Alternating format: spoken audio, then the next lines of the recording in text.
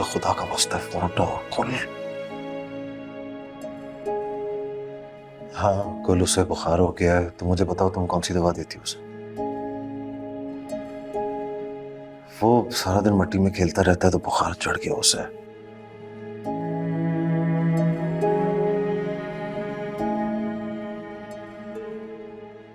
नहीं, मुझे नहीं पता था। अच्छा मुझे ये बताओ कि क्या करना है, डॉक्टर के पास ले जाओ?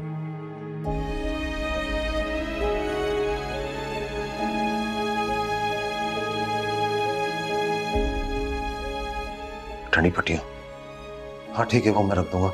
और बताओ और भी क्या करना है?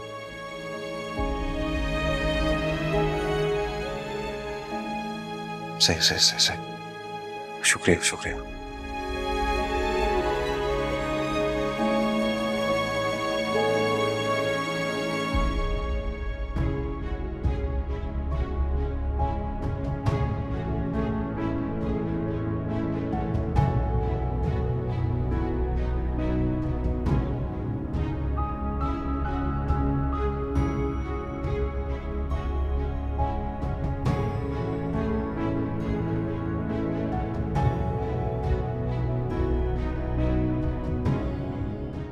Good morning.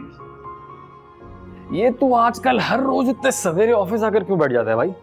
भाभी से लड़ाई तो नहीं चल रही? तेरी भाभी मुझे छोड़कर चली गई है। हैं? सच में?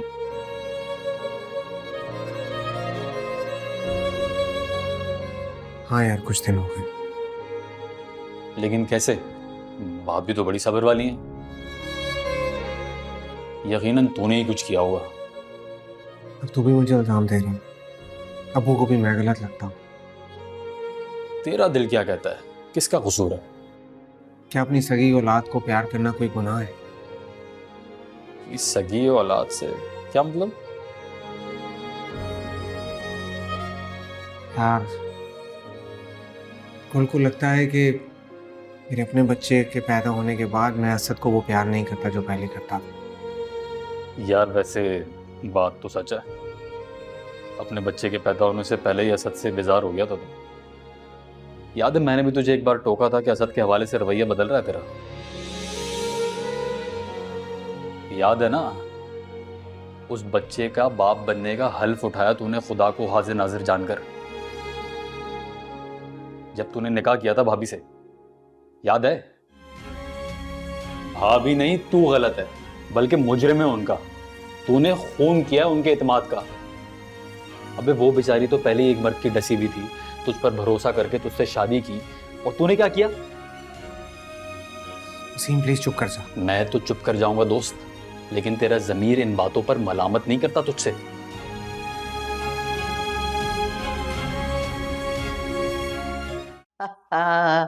बुखार उतर गया इसका? हाँ बुखार तो उतर गया है, कल रात में तो उससे परेशान ही कर दिया था। शुक्र है गुल ने जो दवाई बताई उससे काफी बेहतरी आ गई इसमें, वरना रात में पट्टियां कर करके तो मैं परेशान ही हो गया था। इसीलिए तो अल्लाह ने बाप से ज्यादा माँ का दर्जा रखा है। बच्चे को ना माँ से ज्यादा किसी और रिश्ते की जरूरत ही नहीं होती, चाहे वो बाप ही क्यों ना हो। अम्मा तुम क्या कहती हो? मैं तो बेटा यही कहूंगी कि ना दे तकलीफ इस नन्ही जान को, खुद को और इसकी माँ को। देख, ये तेरी औलाद है, ये तेरा ही रहेगा, तेरा ही खून है। चाहे जिंदगी में किसी जगह भी चला जाए, तेरे ही नाम से होगा, तेरे ही नाम से चमकता रहेगा। अच्छा ठीक है, मैं पूरी रात का जागा हुआ हूँ, एक कप चाय बना दो, मुझे फिर इसके कपड़े भी लेने जाना है। हाँ हाँ, चाय बना देती हूँ बेटा, लेकिन मेरी बात पे गौर जरूर करना, ठीक है?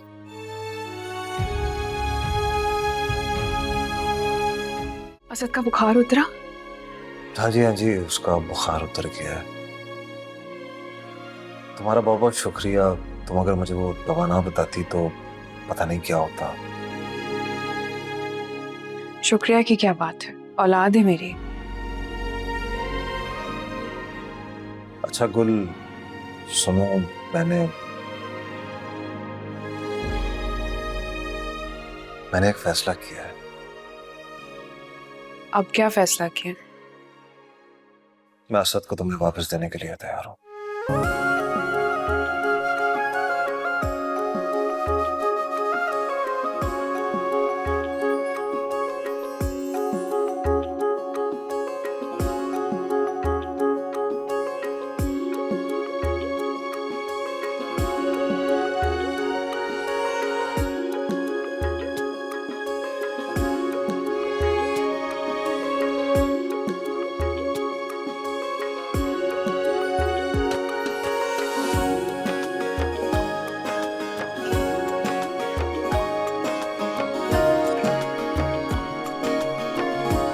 भाभी, भाभी, भाभी मैं बहुत खुश हूँ। अच्छा, असद आ रहा है? आपको कैसे पता चला? एक यही बात तो है जो तुम्हें खुश कर सकती है। बिल्कुल ठीक पहचाना आपने। नफीस का थोड़ी देर पहले ही फोन आया था, उन्होंने कहा कि वो असद को लेकर आ रहे हैं। सच? ये तो बहुत अच्छी बात है। मैं बहुत खुश हूँ। बिलाखिर नफीस को अकल आ ही गई। क्या? किससे अकल आ गई भाई? नफीस को। नफीस का फोन आया था, उन्होंने कहा कि वो असद को वापस छोड़कर जा रहे हैं मेरे पास। क्या? ये तो वाकई मौजज़ा है भाई। ऐसे कैसे उस अक्खड़ इंसान को अक्ल आ गई, उसकी काया पलट गई, मेरे तो समझ में नहीं आ रहा। मेरा भाई अक्खड़ जरूर है, लेकिन पत्थर नहीं है। हाँ, लेकिन तुम बिल्कुल जितना खड़ा हो। कितनी बार तुमसे कहा है कि जब मैं बात कर रहा हुआ करूं बीच में मत बोला करो, लेकिन तुम बाज नहीं आती।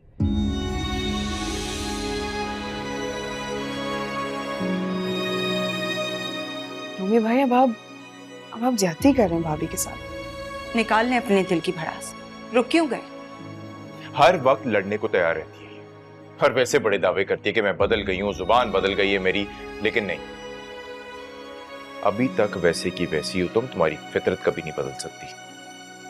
तंग आ गई हूँ आपकी चिक चिक से। किसी दिन फंदा डाल के मर जाऊंगी ना तो ढूंढते रहिएगा मुझे। जाओ, कर ली तुमने खुदकुशी।